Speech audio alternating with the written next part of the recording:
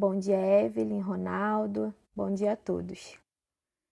Então, pessoal, é sempre um prazer imenso estar aqui com vocês, assim como nós tínhamos os nossos catecismos, os nossos momentos de catecismo lá no prédio. E ainda que por live, a gente consegue matar um pouquinho dessa saudade. Mas é claro que nada se compara a estarmos pessoalmente, por isso que a saudade, ela sempre fica brotando nos nossos corações. Eu vou pedir para vocês que abram na pergunta de número 19. A pergunta de hoje é a pergunta 19, para quem está entrando agora. Vou esperar um pouquinho para vocês abrirem e para dar mais um tempinho de mais pessoas entrarem. Já temos um número considerável, 20 pessoas.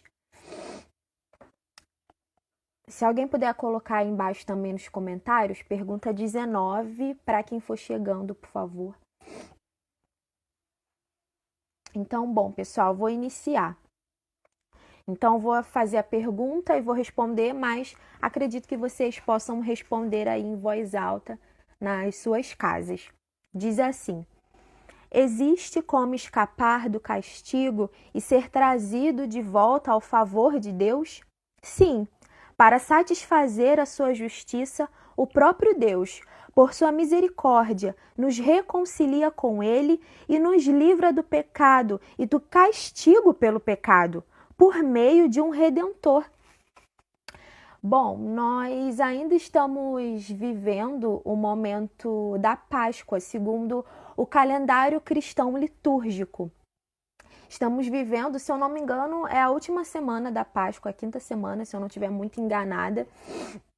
E esse período de Páscoa, essas semanas que, segundo o calendário cristão, ambientam esse grande momento que é a Páscoa cristã, tem tudo a ver, se a gente for parar para analisar, com a pergunta de hoje do catecismo, porque vai de encontro a esse sentimento de alívio por estarmos livres das consequências do pecado. Jonathan Edwards, que é o primeiro comentarista, ele era um pastor no século XVIII, um pastor norte-americano, e ele também era um dos nomes mais conhecidos da filosofia americana. Hoje nós conhecemos ele como pastor, mas ele ainda tem uma relevância muito grande para a filosofia estadunidense. Inclusive, pessoas que não são cristãs reconhecem a relevância do pensamento do Edwards. E ele vai dizer o seguinte aqui no seu comentário.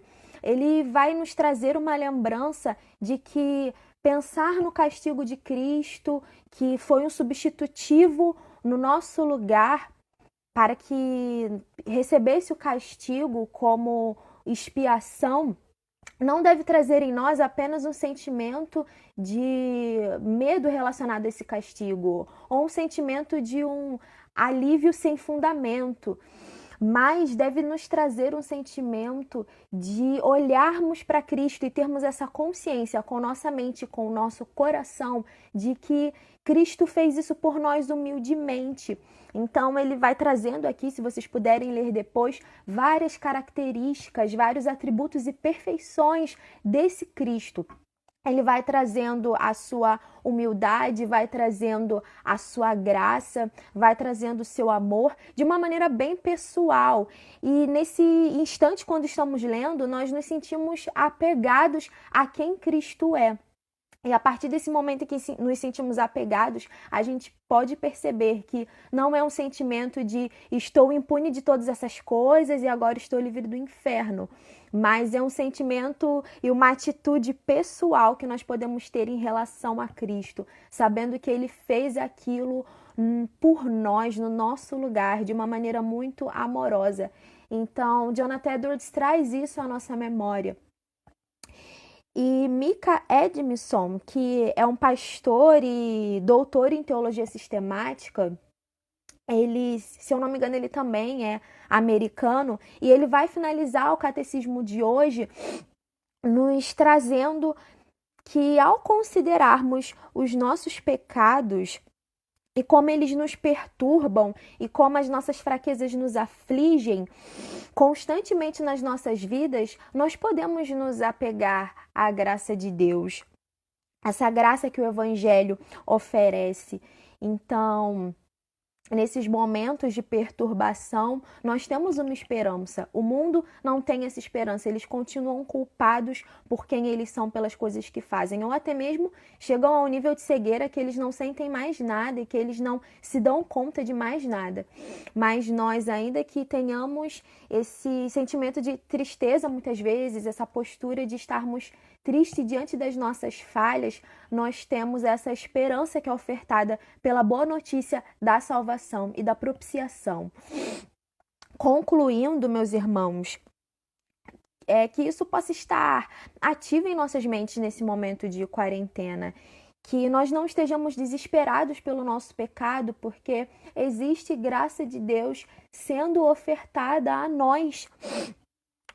Em seu Filho, Deus já depositou a ira pelos pecados. E através do Espírito, nós podemos ter essa consolação. Então, que a nossa postura nesse domingo de ressurreição, que sabemos que é domingo, dia das mães, mas não nos esqueçamos que também é dia da ressurreição de Cristo, nós não possamos estar desesperados por conta dos nossos pecados, porque em Cristo nós temos o alívio.